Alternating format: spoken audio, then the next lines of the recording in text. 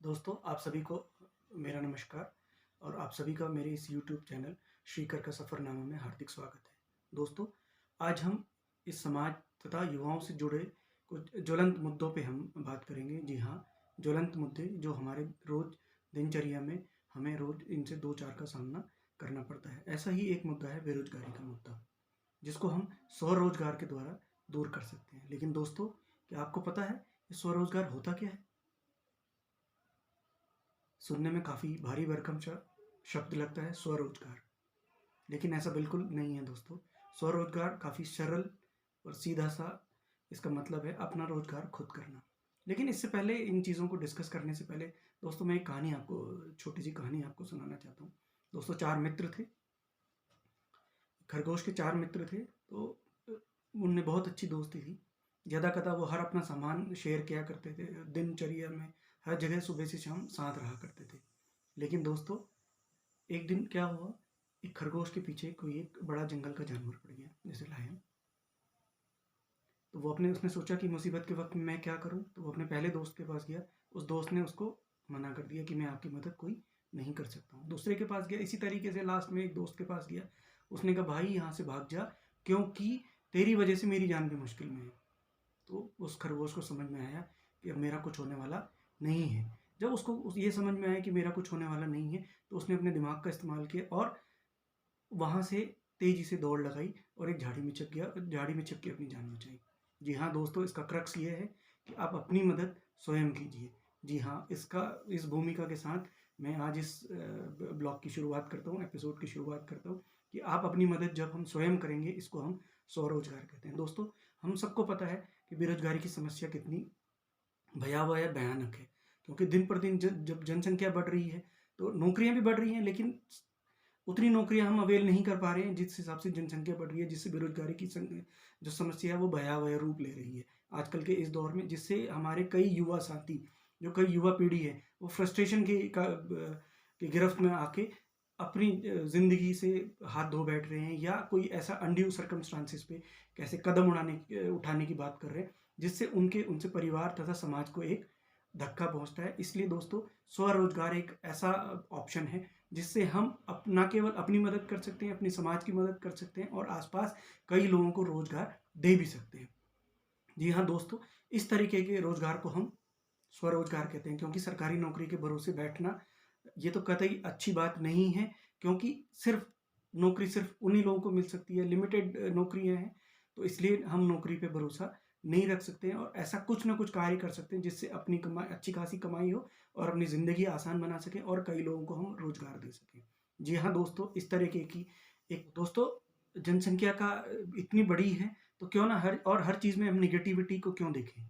तो क्यों ना इसमें पॉजिटिव तरीके से देखा जाए और इस भारी जनसंख्या का एक अपना अलग फ़ायदा लेके अपना कोई बिज़नेस किया जाए, और यह सोच एक उद्यमी की हो सकती है। क्यों ना इस बढ़ती हुई जनसंख्या का फ़ायदा उठाएँ और खुद का एक स्वरोज़गार खड़ा किया जाए।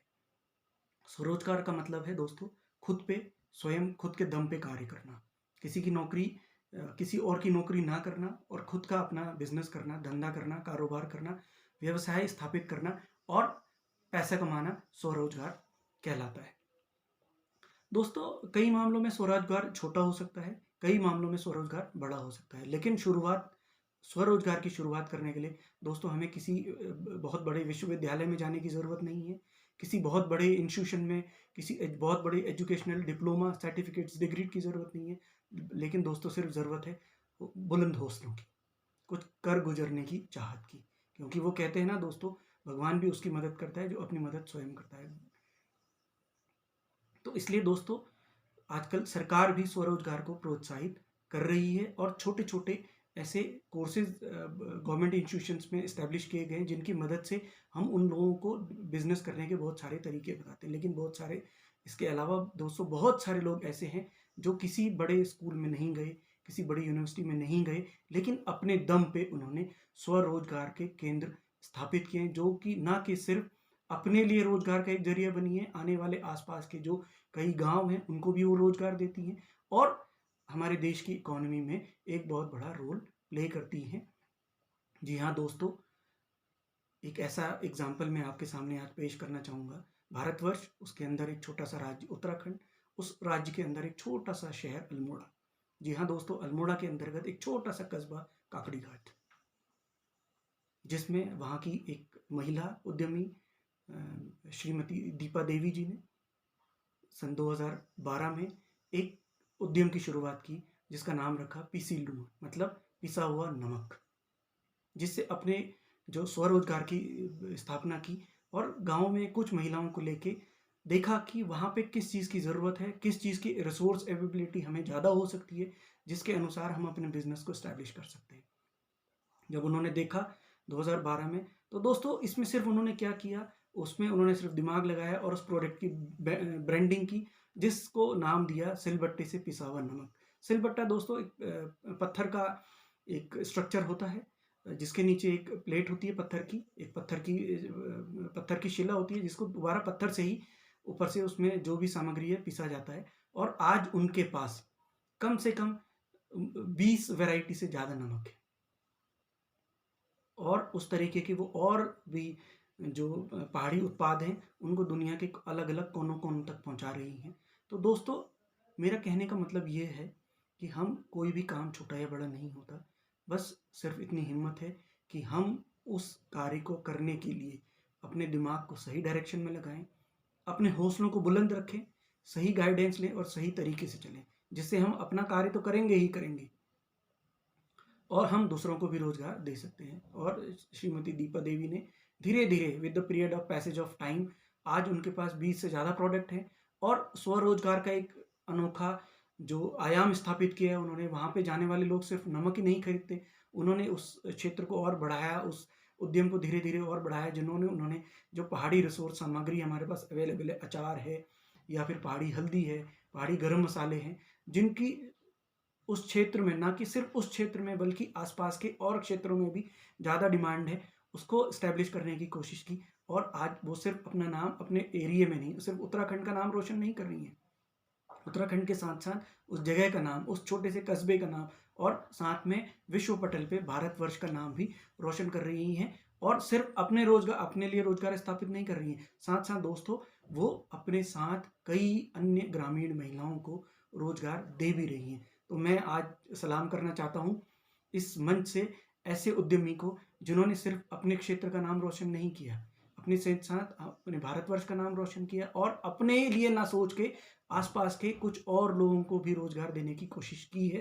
तो आज सिर्फ ज़रूरत इतनी है कि हमारी जो भारत सरकार की जो पॉलिसीज़ हैं उन पॉलिसीज़ को उन लोगों तक पहुंचाया जाए, जिससे हम सिर्फ नौकरी के भरोसे ना बैठे रहें और अपना स्वरोजगार भी स्थापित करें। दोस्तों, इस तरीके के कई आइडियाज़ हमारे पास होंगे, हैं, कई लोग इस तरीके से काम कर रहे हैं।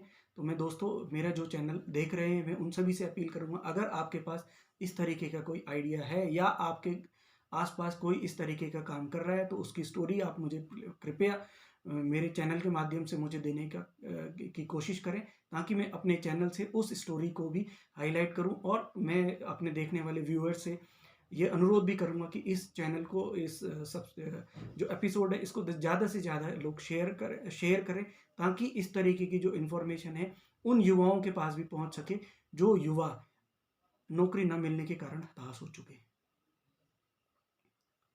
तो मैं उन युवाओं से रिक्वेस्ट करूंगा कि वो कृपया हताश ना हो, इस तरीके के कई स्वरोजगार को अपने आसपास के एरिया में, कई ऐसी जो पॉसिबिलिटीज़ हैं उनको एक्सप्लोर करें, जिससे आप उन स्वरोजगार को स्थापित कर सकते हैं। इनके लिए दोस्तों हमें बहुत बड़े जो इंफ्रास्ट्रक्चर है उसकी भी ज़रूरत नहीं है, सिर्फ आपके पास हौसले बुलंद होने चाहिए, आपके पास आइडिया अच्छे होने चाहिए, जिन आइडियाज़ को आप बिजनेस में कन्वर्ट कर सकते हैं।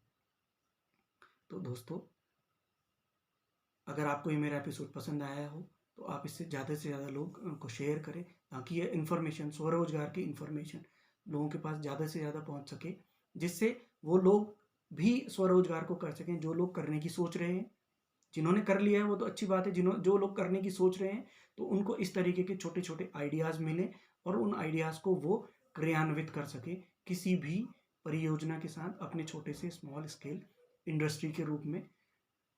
तब तक के लिए मेरे चैनल को लाइक सब्सक्राइब कीजिए और ज़्यादा से ज़्यादा शेयर कीजिए।